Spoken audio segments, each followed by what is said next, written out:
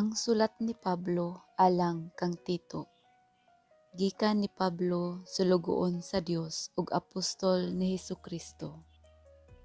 Gipili ako o gipadala aron paglig-on sa pagtuo sa katawhan nga pinili sa Dios ug pagdala kanila ngadto sa kamatuoran nga gitudlo sa atong tinuohan nga gipasikad diha sa paglaom sa kinabuhing walay katapusan. Ang Dios nga dili gayud mamakak misaad kanato sa maong kinabuhi sukad pa sa sinugdan. Sa hustong panahon gipadayag niya kining kinabuhia diha sa iyang mensahe. Gitugyan niya kanako ang mensahe ug ako kining gisangyaw tungod kay gisugo man ako sa Dios nga atong manluluwas. Nagsulat ako kang Tito, ang matuod kong anak sa pagtuo nga atong gibatunan. Ang Dios nga Amahan ug si Kristo Jesus nga atong manluluwas maghatag unta kanimo grasya ug kalinaw. Ang trabaho ni Tito didto sa Kreta. Gibilin ko ikaw sa Kreta aron imong atimanon ang mga butang nga wala pa mahuman ug aron magtudlo kag mga pangulo sa simbahan sa matag lungsod sumala sa akong gisugo kanimo. Ang usa ka pangulo sa simbahan kinahanglan dili sa lawayon. Kinahanglan usaray iyang asawa ug ang iyang mga anak magtutuo, dili mapatuyangon ug dili masupilon. Kay gitugyanan man siya sa pagpangulo sa buluhaton sa Dios, kinahanglan dili siya sa lawayon, dili garbuso, dili dali nga masuko, dili palahubog, dili bangis ug dili hakog. Kinahanglan hinuon nga maabi-abihon siya, mahigugmaon sa maayo, ligdong, matarong, balaan ug mapinugnanon sa kaugalingon. Kinahanglan nga magpabilin siyang lig-on diha sa kasaligan nga pagtulun-an nga gitudlo kaniya aron makadasig siya sa uban ug makabadlong sa sayop niadtong mosupak niini. Kay daghan ang misukwahi labi na kadtong mga nagtuo nga kinahanglang tulion ang tanang dili Hudiyo. Naghisgot sila og mga butang nga walay pulos nga maoy nakapahisalaag sa uban. Kinahanglan pahunungon sila kay nagsamok sila sa mga panimalay pinaagi sa pagtudlo sa dili unta angay itudlo tungod lamang sa makauulawng tuyo sa pagpanapi. Usa sa ilang mga propeta mismo nga taga-Kreta miingon, ang mga taga-Kreta bakakon, mga salbahis, kaon ray gihuna-huna og tapulan, og tinuod ang iyang gisulti. Busa badlonga sila sa walay pugong-pugong aron makabaton sila sa hustong pagtuo. Kinahanglan dili na sila mutuo sa mga tinumutumong sugilanon sa mga Hudiyo ug sa kasuguan sa mga tao nga nagsalikway sa kamatuoran. Kanila nga mga putli ang tanang butang putli, apan alang niadtong mahugaw ug walay pagtuo, wala gayoy butang nga putli, kay hugaw man ang ilang hunahuna ug tanlag. Miangkon sila nga nakaila sa Dios, apan ang ilang buhat wala magmatuod niini. Mga talamayon sila, masupilon ug dili makabuhat og maayo. Tito Kapitulo 2. Ang hustong pagtulun-an. Apan ikaw, kinahanglan magtudlo sa hustong pagtulun-an. Tudloi ang mga lalaking hamtong nga magkalma, magmaugdang, magmaligdong, magmalig-on sa ilang pagtuo ug paghigugma ug magmalahutayon. Tudloi sa balaang pagkinabuhi ang mga hamtong nga babayi. Kinahanglan dili sila manlibak ug maghubog-hubog. Kinahanglan nga ang maayo mo'y ilang itudlo aron sa pagbansay sa batan-ong mga babaye sa paghigugma sa ilang mga bana o kabataan. Patudloi usab nila ang mga batan-ong babaye sa pagpugong sa ilang kaugalingon o sa pagkinabuhi nga putli.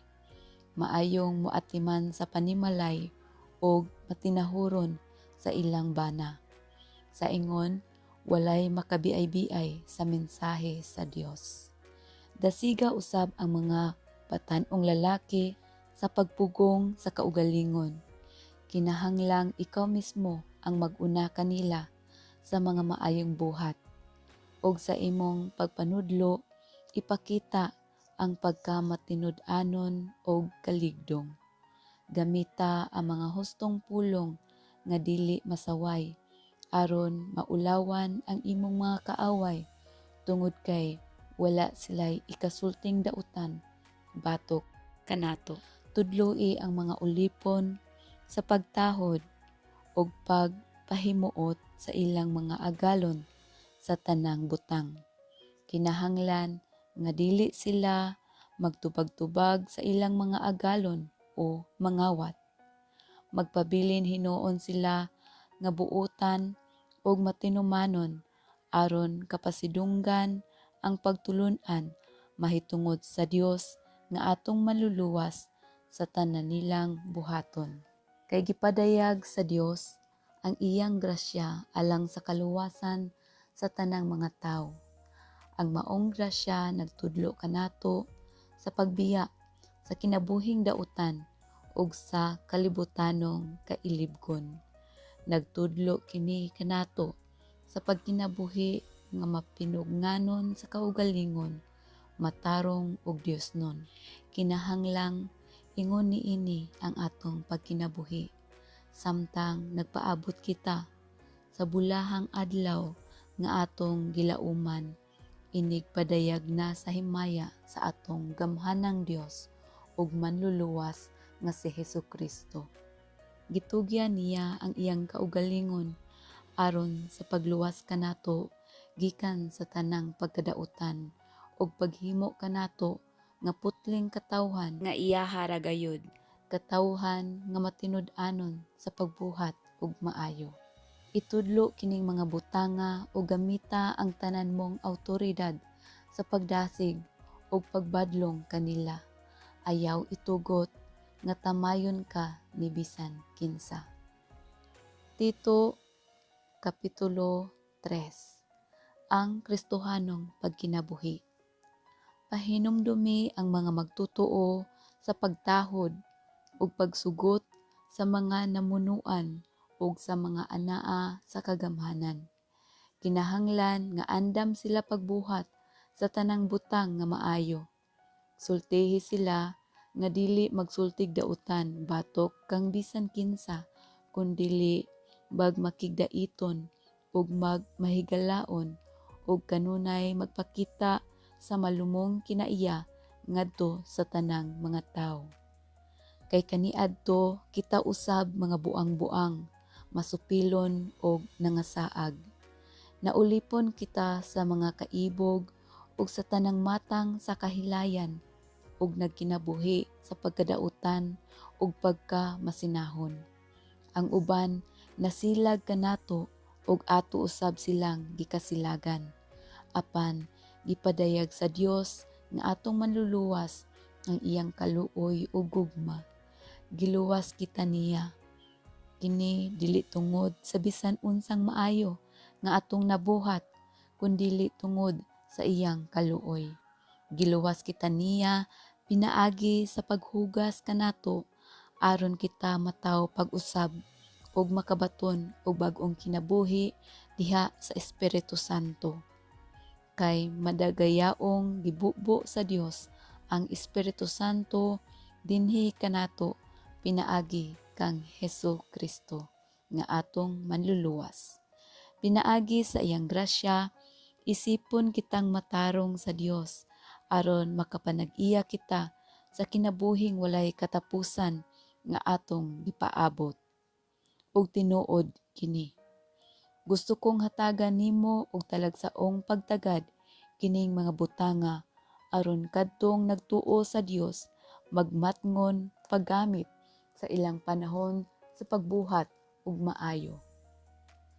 Kini maayo og mapuslanon alang sa tawo, apan likayi ang binuang nga pakiglantugi, ang pagsubay-subay sa inyong mga katigulangan, ang mga pakig-away ug mga pakiglalis mahitungod sa balaod. Wala kini kapuslanan. Human kapasidan-i sa makaduha ang tawo nga maoy nakaingon sa pagkabahin-bahin sa pundok, isalikway siya. Kay nasayod ka nga kanang tawhana dautan ug ang iyang sala nagmatuod nga nasayop siya. Katapusang pahimangno. Inigpadala ko kang Artemas o kang Tikiko nga na kanimo paningkamuti ang pagpakikita kanako sa Nicopolis, kay nakahukom ako sa pagpabilin didto sa panahon sa tingtugnaw. Paningkamuti kutob sa imong mahimo ang pagtabang kang Zenas nga abogado ug kang Apolos aron makagikan sila. Hatagi sila sa tanan nilang gikinahanglan. Tudloi ang mga magtutuo sa paggamit sa ilang panahon sa pagbuhat ug maayo aron sila masangkap sa ilang mga gikinahanglan. Dili maayo nga magpuyo sila nga walay kapuslanan. Nangumusta kanimo ang tanan kong mga kauban diri. Ipangumusta kami sa atong mga higala diha nga kauban nato sa pagtuo. Ang grasya sa Dios mag-uban kaninyong tanan.